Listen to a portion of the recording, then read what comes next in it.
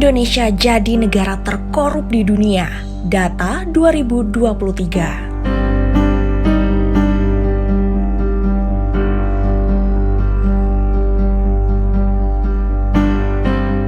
Pakai bahasa perundungan gitu ya, bullying terhadap KPK ini terjadi terus-menerus begitu. Dan ini tentu bukan kali pertama, kita sama-sama tahu itu, tapi rasanya sejak mungkin ya sejak 2019 itu kita bisa merasakan bagaimana KPK itu betul-betul declining gitu ya, mulai betul-betul merosot, dan itu terjadi secara terstruktur. Yang terjadi pada saat ini adalah oligark itu sudah terkonsolidasi kekuatannya. Dulu 2002, 98 ke 2002 itu pendek. Tentu saja ada juga konsolidasi, tapi belum terkonsolidasi. Masih jalan. Nah sekarang nih mereka udah tinggal panen, ya udah tinggal nangguk nih.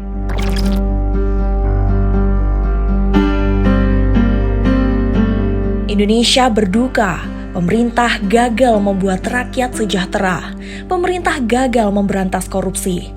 Pemerintah gagal memberantas kemiskinan. Indonesia menangis melihat rakyat miskin semakin miskin, melihat rakyat miskin semakin bertambah banyak. Indonesia menangis melihat oligarki semakin merajalela, oligarki semakin kaya dan makmur, menghisap darah rakyat bagaikan lintah. Indonesia menangis melihat koruptor semakin ganas dan tidak terkendali, merampas hak rakyat miskin, memiskinkan rakyat miskin. Indeks persepsi korupsi turun tajam dari skor 40 pada 2019 menjadi 34 pada 2022. Luar biasa, penurunan skor yang sangat tajam mencerminkan pejabat Indonesia semakin korup, semakin tidak manusiawi, semakin ganas merampok uang rakyat bersama oligarki.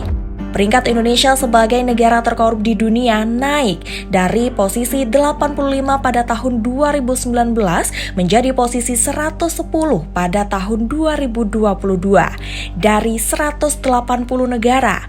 Semakin tinggi peringkat, semakin korup. Memburuknya tingkat korupsi Indonesia ini sudah bisa diperkirakan sebelumnya. Berawal dari kesepakatan pemerintah dan DPR untuk melemahkan KPK, memangkas independensi KPK, mematisurikan KPK dengan revisi Undang-Undang KPK pada akhir 2019. Tidak heran, korupsi kemudian merajalela dan menjadi tidak terkendali. Pandemi COVID-19 yang mulai terdeteksi pada awal Maret 2020 dijadikan kesempatan dalam kesempitan. Memanfaatkan pandemi, pemerintah menerbitkan Perpu Corona dan undang-undang yang terindikasi melanggar konstitusi. Pandemi dijadikan alasan untuk cetak uang atas nama pengendalian COVID dan pemulihan ekonomi nasional dan mendongkrak defisit anggaran yang kemudian melonjak tajam mencapai 2.200 triliun dalam periode 2020 sampai 2022. Pada prakteknya, pemulihan ekonomi nasional menjadi pemulihan dan peningkatan ekonomi oligarki dan pejabat koruptor. Paket bantuan sosial merupakan sasaran empuk korupsi. Dana pengendalian COVID menjadi bancaan. Harga tes PCR bagaikan harga rentenir lintah darat. Koruptor berpesta pora. Tidak hanya sampai di situ, Perpu Corona juga digunakan untuk memberi fasilitas kebal hukum kepada para pengusaha dan pejabat korup, membuat korupsi semakin tidak terkendali. Di lain sisi, kehidupan rakyat semakin sulit, terhimpit kenaikan harga yang melambung tinggi, harga pangan, harga BBM, tarif listrik, biaya transportasi, semua naik, bahkan pajak juga naik. Semua ini membuat rakyat semakin miskin. Menurut data BPS, jumlah penduduk miskin bertambah 200.000 orang dalam 6 bulan, terhitung Maret sampai September 2022. Presentasi penduduk miskin juga naik dari 9,54% menjadi 9,57% untuk periode tersebut. Selama periode 2019 sampai 2022, periode korupsi tidak terkendali dengan indeks turun 6 poin menjadi 34.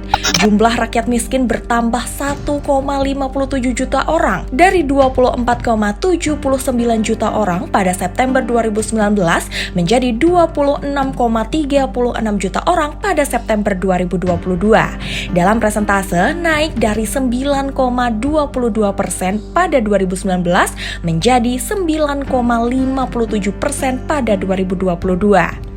Artinya, pemerintah gagal total mengatasi korupsi dan kemiskinan. Yang menarik dan sangat penting, fakta di atas mengungkapkan secara jelas bahwa peningkatan korupsi akan memiskinkan masyarakat.